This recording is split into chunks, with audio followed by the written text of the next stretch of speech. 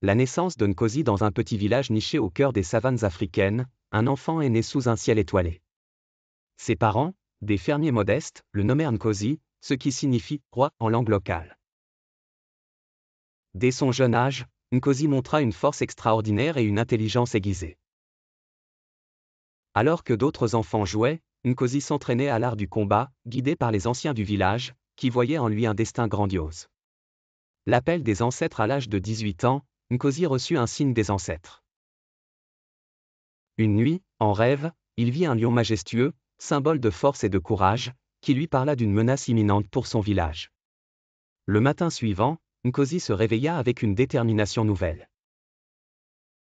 Il savait qu'il devait protéger son peuple des dangers qui se profilaient à l'horizon.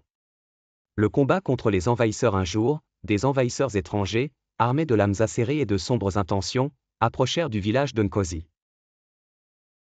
Sans hésiter, Nkosi se dressa sur leur chemin armé de sa lance et de son bouclier, il combattit avec une férocité que personne n'avait jamais vue.